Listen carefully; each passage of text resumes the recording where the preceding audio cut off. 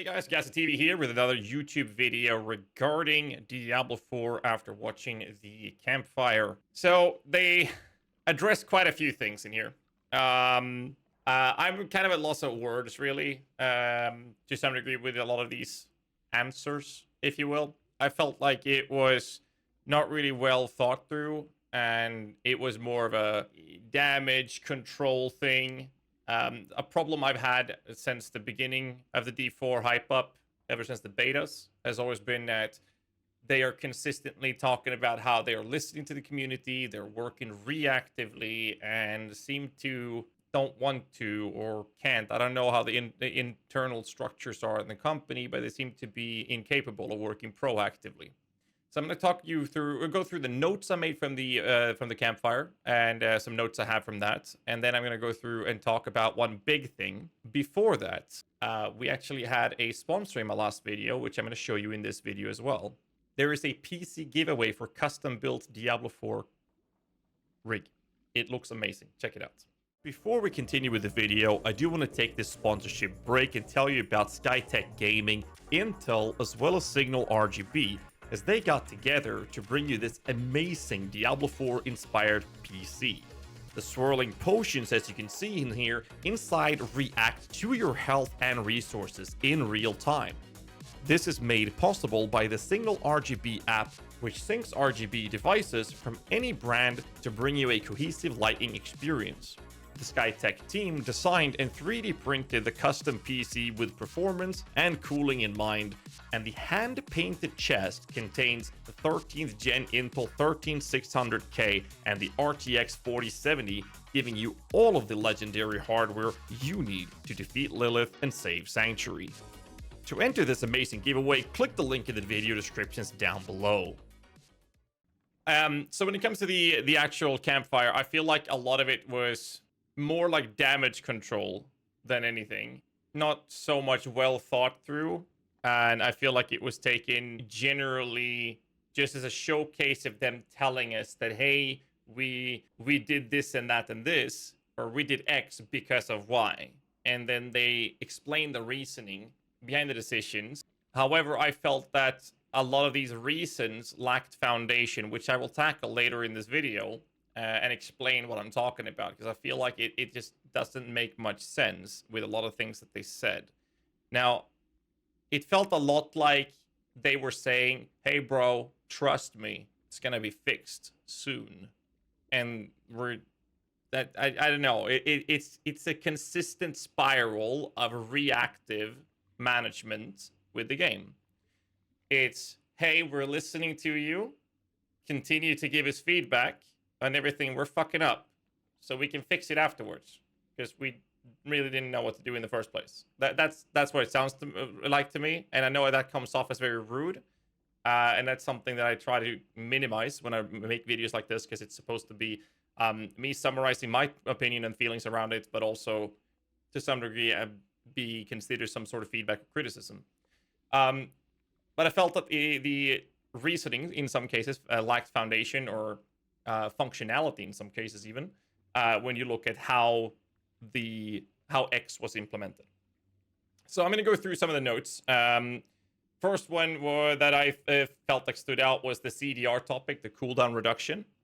I understand that the sentiment behind it is rather reasonable in this case, where they don't want people to spam the biggest ability that has tons of lowers like a big cooldown, and then be able to cycle that out as a 100% uptime. Things like being consistently unstoppable for some classes, rendering mechanics and abilities from enemies completely useless, whereas other classes don't have that availability. The problem with this is obviously that becoming unstoppable through investing into your character and progressing it through gear or levels or whatever you require to reach that point is a fun journey. And once you've reached that part, you have now become a god, if you will. And essentially in ARPGs, the goal is to progress your character and evolve it to the point where it is a powerhouse. Taken away from that will obviously not be a fun thing, but I also understand the sentiment behind creating a healthy and prosper game that has longevity and replayability. And the problem that a lot of people seem to neglect when it comes to these topics, or this topic rather, is that once you have a giga character or god, the enjoyment becomes short-lived in many cases. Maybe not for everyone, but for a lot of people. So that means that making the game take longer time obviously makes it so that people will play it longer, but that doesn't necessarily have to mean that it's a dull chore or a job or whatever you want to call it. But there is a balance between the two, right? However, with that said, Necromancers, which is the main class that I'm playing, they have a thing called Abhorrent Decrepify. This is literally designed to give Necromancers the consistent 100% uptime and resetting cooldowns immediately in many cases, or more cases than not actually. Such as having 100% uptime of your Bone Storm, which is an ultimate ability, or Army of the Dead, or like the Shadow Mist, or as some people call it, the Infinimist, being able to consistently jump back into your Blood Mist, which makes you immortal. That's literally the design of this, but they say that approach is not the intent, yet they have that as a core feature for at least one class. I don't know, it just feels contradictory, in my opinion. Something that was really surprising, moving over to another topic that they brought up, was the Nightmare Dungeon topic. Now, for the degen gamers like myself, the no-lifers, I enjoy challenging myself. Uber Lilith was very fun because I decided to do it on a minion build. It was very enjoyable to beat that on a minion build. Granted, it was a Ring of Mendon build, but still minions, I guess. Doing tier 100 Nightmare Dungeons was very fun because it was very challenging. Now, I feel like it was challenging for the wrong reasons. It was basically make sure you don't get hit or you're going to get one shot, and as long as you do that, you're fine. So crowd control your enemies the best you can and you'll be fine. Sure, I understand and I agree that the difficulty approach of that type of encounter is not the enjoyment of it. But in this Campfire talk, they talked about the difficulty of around tier 70 was more in line with what they have in mind with what the difficulty should be at 100. Made very little sense to me. Because tier 70, I don't want to say a vast majority, but a lot of people playing in the endgame, maybe most, if not all of those, are no-life degens. I don't know.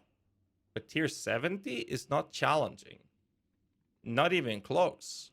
So I feel like that kind of approach, if they were to casualize that too much in that sense, it would, because they say that they also don't want to make people feel like you're walking through the game and there's no challenge. But a change like that, to me, feels like that's exactly what they're doing. Where's the challenge then? It just seems to disappear. And I don't know, maybe that is coming from the type of player that I am, playing ARPGs for the past 9 years as a streamer. And it just feels weird. But maybe I'm wrong. I'd like to hear your opinions on that. Let me know in the comments below. So I'm going to move over to the next topic about that. I just want to have that as a brief topic because I don't agree with that at all. And I feel like maybe my opinion is biased because of the type of player that I am. They talked about vuln damage being too potent than what they want it to be. And the only feelings I have towards it is that if you have multiplicative damage modifiers or multiplicative stats that are stacking on top of each other in the equation that they have for damage calculations, it's going to be considerably better than any sort of additive damage modifier in the way they've done it in this game. It doesn't matter how much you nerf it, it will still be the better one, more or less. And there's very little access to these modifiers, whereas there's a river of access, of modifiers, of additive modifiers. I just feel like it's just awkward in general with how they are approaching that specific problem. I think that it's a step in the right direction with the vuln changes. I think that they just need to do a lot more in depth, not just numerical. They also said that when it comes to communication, patch notes were something that they, instead of posting it 2 days before, they said that they wanted to have it more time for people to prepare, read up on it, maybe give feedback or whatnot prior to it actually launching. Adam Fletcher hinted on like a week. How much that is or how long that is, I don't know. I know GGG, for example, posts patch notes about a week before they launch a league, for example. I think that's great. And it's going to be interesting to see how that goes. Another topic they brought up was monster density. And this is a big one because this has been nerfed, nerfed, nerfed, nerfed, and nerfed. And now you're walking into a room and there's 2 monsters in there. Fun. Hack and slash games is all about mowing down large packs of enemies, right? We can all agree on that. They are now actually, they said last time they did this, that they created a baseline that they could now look at and say, hey, now we're going to increase this and go up from here. So they said that they're going to substantially increase pack size density or monster density in areas such as Hell Tides and Nightmare Dungeons. I think this is a really warm welcome change to the game. I think this could be a really good thing. So I want to bring up the good stuffs as well. However, let's move over to the next note I made, and that was inventory concerns. Now, inventory concerns, they talked about gems coming in Season 2, but... Buts are nice, but that's a different topic. But stash help is coming now. And everyone in the chat was like, oh, that is so good. Patch 1.1 is going to include stash help in the form of 1 stash tab. 1. No search functionality, nothing extra, just 1 stash tab. Well, actually, they did say that they're going to make Elixir stack to 99 rather than 20. Now, I think this is a topic that requires a little bit more depth, which I don't want to go in too much in detail with, but I will say this, that there are 2 sides to this coin. One side wants endless stash tabs. Hell, look at my stash tab in Path of Exile. I think I have 80 or 90 stash tabs. Very few leagues that I utilize all of them. Most a fraction. And I think that's very comfortable. I can stack up on my items. I can use it for my alt characters. I think this is more for the Eternal Realms. In ARPGs these days, it's more about the seasonal content. So I'm a bit biased when it comes to this. But the other side of the coin is stash management is part of the game where you can't just hoard everything. You have to make decisions of what you're going to keep and what not to keep. The problem with that is that it's actually a really good thing. I think that's good for the game. I think that's where they're coming from. The problem that has with Diablo 4 is that it limits choice and options for the people that want to play more than 1 or maybe 2 characters. I can fill my entire stash space that I have access to now with 1 character and feel completely limited. If I add 1 more character, I have serious problems. And that is coming from someone that is an ARPG veteran, knowing what I'm looking for. A little bit rough with the management because there's no search function. But I know what I'm looking for. And I firmly believe that the more casual player base is going to have a much larger or bigger problem with this, simply because they don't always know exactly what they're looking for. So they might drop a rare pair of gloves or a power and they'd be like, yo, this looks really good. Maybe I want to use this on another character. They save that. Then they find another one and be like, wait, maybe I want to try that other druid build. I'm going to save this. And suddenly they have a stash full of stuff that they don't know how to cipher through of what to keep and not to keep.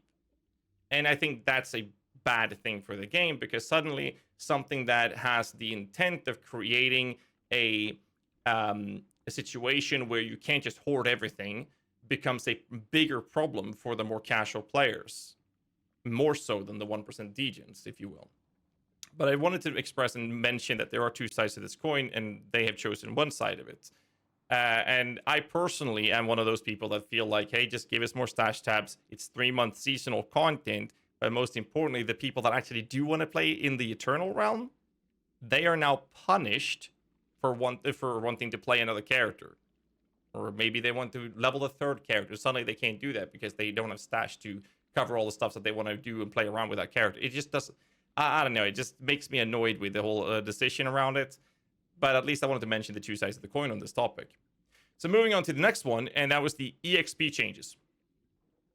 Now, EXP, they said that they wanted to make it faster to level between 50 and 100, so it didn't feel like a job to reach 100. On screen, we have the seasonal character that was launched 27 hours ago. I am live for my 28th hour right now, recording this. And I think, 24 hours, 23 or 24 hours or something. I was in the top 20s. I hit level 77. I decided to not keep pushing because I'm flying to New Zealand for ExileCon on Sunday. That's in 2 days from the recording of this video. And the rough calculation that our team did was that it would take me another 18-ish hours to get to 100. And I didn't want to stream for 40 hours because physical health is actually a thing. That's a long time. And they wanted to make it faster. So the XP changes that they introduced, and I come back to this topic I'm about to mention. The XP changes that they introduced was lower XP gained than we had before. They made it change so that instead of just capping the maximum amount of extra XP you get for fighting monsters above your level was at 3 levels before, now it's 10. Instead of getting 15% and then 25% level, for example, if you defeated 3 levels above you, we get 25% bonus experience. It was massive. Now you can go up to 10 levels above you, but you only get 1.5% increased experience per level above you. That's 15%. So let's see. 25%, 15. But they said they wanted to make it faster. Now, obviously, with the battle pass or the game pass, you could get another 8%, I think it was, which is still lower than before. So it just sounded weird to me that they say they want to make it faster, but they nerfed it. However, reverting back to the previous topic, which is monster density, they said that they want to substantially increase pack size in Hell Ties and Nightmare Dungeons. The problem with this is that they have a vision. They're starting here. They have a vision. They're saying we want to make it go faster. Okay, well, more monsters means more experience. So that's a great change. But that's not in the game right now. So they're going to take steps to get to this vision. Like GGG's vision, I know. So they want to take steps to get there. But instead of making changes to the game that it makes sense and it is a step in the right direction towards this goal, it's like they take a step back to then introduce another change later that is supposed to be coupled with that initial change to reaching this really good goal where the game is in a healthy state. It just doesn't make sense to me. And this is something more companies than Blizzard is doing.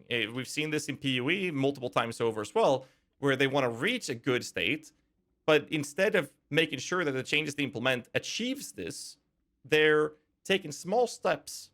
And some of these steps are so bad. And this goes from defensive stuff. When PoE, for example, was flask changes and defensive changes.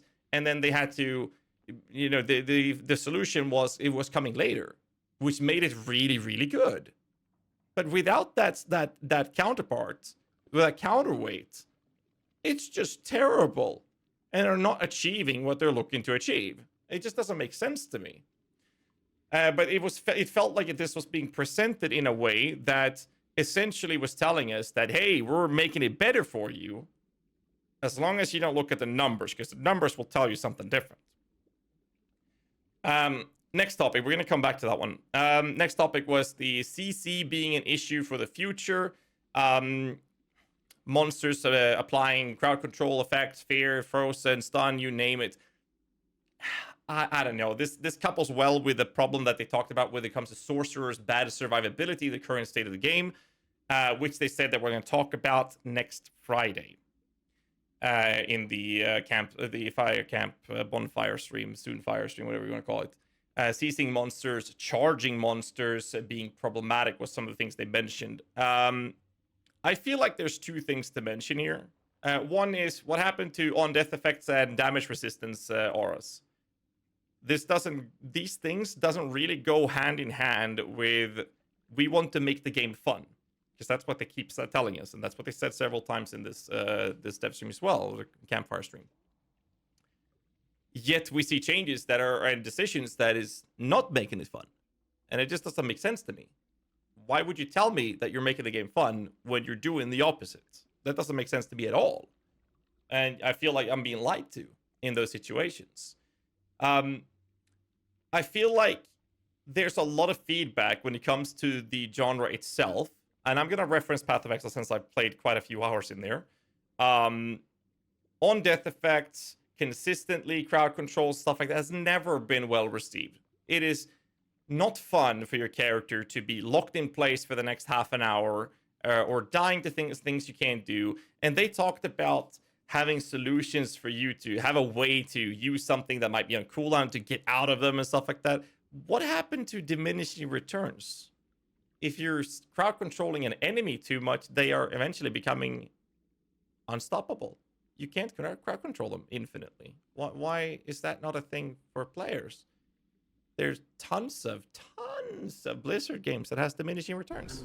I just don't understand why diminishing returns is not a thing. That would solve a lot of the problems while still maintaining this big threat of being attacked by, say, a nasty combination of a frozen, cold enchanted monster that might freeze you. There's slow effects on the ground and from chilling wind, and there's a fear pool on the ground about to pop, and you get locked. That's scary.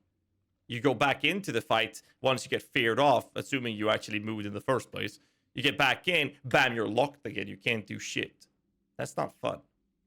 But after that happening once or twice, maybe your character is resilient enough to take a few hits. The duration of these crowd controls are shorter. You can actually start moving. That would make sense to me. It would create a better game from my perspective. Again, this is just my personal opinion. Anyways, I just feel like they're talking about making the game fun, and then they're introducing things that are generally considered horrendous, annoying, and frustrating in the actual genre itself, ARPG, such as on-death effects. No one likes on-death effects. Enemies exploding when they die. It's a modifier on Nightmare Dungeon sigils. There are monsters that literally just run up to you and explode, in combination with being consistently crowd controlled. The solution, make yourself unstoppable. They just nerfed CDR, so you can't consistently be unstoppable. And this only applies to the classes that could reach that. Now, there's classes that can't reach that. For example, Necromancers. They have one button they can use, which has a cooldown, unless you're playing a build that uses that consistently, being the Infinity Mist or Shadow Mist build. So I'm gonna round this up. I feel like there's one more big thing that I'm gonna bring up after this, but to round it up, I feel like a lot of it was just damage control. They were explaining reasons as to why they did X, but it feels contradictory to Y. And then they also come in with the idea that we're making the game fun, but it feels like a lot of the changes are meant not to do that. So when I say that, we can take a look at the power creep nerf. Now, the power creep nerf was rather interesting to me, and I found it very confusing, because in No Life Degens, they have been up there. We've been playing with these giga builds. The vast majority of the player base has not touched these things. They have not experienced that type of power creep yet. But it's already getting nerfed, because they don't want that. And I understand that they would nerf that for the sake of longevity and the general health of the game. I think that's a very smart decision. But why not do that later so that the people that this game is mostly catering to can actually experience it? Because now you see casual players be like, oh, I want to play that Wernado build. Oh, I want to kill Uber Lilith with a Bone Spear build. That's so cool. And before they get up to that point where they can reach and try that out, Blizzard comes in with a big ass nerf hammer, say, no. That is, no. That's too much power creep. No fun allowed. No fun allowed. But we want to make sure the game is fun for you to play. I feel like in some cases they are making changes as if the game is catering to a 1% no life veteran player base. And then on the other hand, they're making changes like saying, well, Nightmare Dungeon tier 100 should be the same difficulty as the current state of tier 70, which is more towards the not so degen no life gamers. It's like, I feel like there's an identity crisis. What type of player base are they actually catering to? I would love to see both, but the decisions they're making is, I don't know where they're landing, because it just seems that they're all over the place, and numbers are thrown out of, some dark malignant tunnel without actually being tested. It just feels awkward. Anyways, it just felt awkward. I don't know how I feel about it outside of that, so I wanted to bring this up. Let me know what you guys feel in the comments, and I'm going to bring up the big thing. The big thing that I want to talk about is how they are consistently referring to having plans for things. We want to do this and this and this in the future. Now, this goes back to what I talked about, the idea of having a vision. And I talked about this before. The problem with the vision is, and I'm going to give you an example of what has happened. They have a vision of a well-rounded character cheat or a defensive scale or scalings and design of how you progress your character when it comes to the defenses. You're supposed to have resistances. You're supposed to have damage reduction modifiers, either global or conditional, such as distant, close, enemies affected by Shadow Dot, for example, like an armor. And those things are supposed to combined create the layer of defense that you are looking to have on your character to withstand the damage that you're taking in the content you're engaging with. That makes sense. Sounds great. That's a great vision. Now get there. That's amazing. We want to see that. That's where they're going. That's their aim. However, currently, resistances are not really good. All right, let's just put it that way. We know that for a fact. They are taking steps to get to that goal. So when they do is take a step and say, we're going to make this change or that change because this is going to reach that endgame goal. Those changes cannot be detrimental to the entirety of the game. Those changes cannot contradict the idea that they want to make the game fun. So to take an example, they nerfed the bejesus out of disobedience. Now, disobedience is an aspect that when you deal damage, you stack up increased armor. Armor is basically everything in the current state of the game because resistances don't work. They nerfed the bejesus out of this aspect. Okay, fine. What are we getting instead? Now, we have some seasonal hearts in the season content, sure. However, resistances are still not working. So they basically just gutted our defense and saying, hey, now those one-shot skelly archers you've been dying to all week, they're gonna kill you, but in lower levels, in lower nightmare dungeons as well now, because, you know, why the hell not? If that change was coupled together with the resistance fix that is coming in Season 2, allegedly coming in Season 2, people would be like, oh, okay, so they're lowering the value of armor. It's not as important. It's still important, but not the only thing. Now we have to combine that with whatever change they're doing to resistances to create this beautiful picture. You know, we have Bob Ross there painting a picture. There's a little tree. There's a mountain in the background. There's some little snow on the mountain. That's the beautiful picture. To get there, you don't start with taking a bucket of paint and just throwing it on the fucking canvas. You don't do that. Like, it doesn't make any sense. Granted, those painters do sell. God knows why. That's the big thing that I have with this. And I feel like it's the identity crisis shines through in a lot of aspects of what they're talking about and the decisions they're making. And again, I understand it's a big company. It takes time to do things, unless, of course, the change would mean more revenue for the company. I understand that. And it just feels weird that a game that has so much potential, because I want to point out that I do enjoy playing the game, despite all of the issues, which means that the things they do well, they're doing really well, which is crazy to me, because I never thought I would get this much enjoyment out of this game. I'm actually having a lot of fun for the time I'm investing. And it's just weird to me that the focus seems to consistently not be how we want to make a great game. It feels more like they're saying, yeah, we want to make sure that the shareholders see good percent profit in the next quarter. That makes more sense than making sure the game is good.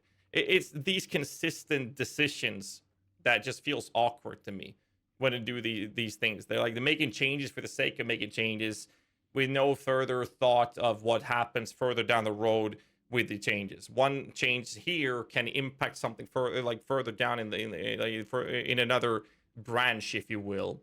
And they don't seem to care about the connection between those two. Or it could be an internal structure issue where one team says we got to do this, and the other team is not informed or has any clue of what's happening, and suddenly they do that, and they'd be like, yo, you just broke this and that. Now they got to fix this, and suddenly you have a shit show amongst the dev teams. I don't know how they structure it. Anyways, I can talk about this for hours. I'm not going to. Instead, do check out the sponsor I mentioned at the start of the video. There will be a link in the descriptions below to that. Hit the like button if you like this video, and more content will be coming for Diablo, and also Exile and Path of Exile in the coming weeks. And, you know, like the video, subscribe for more content, all of that jazz. But do let me know in the comments below what you guys thought of the dev stream. I'll catch you guys in the next one. So till then, stay safe. Keep rocking.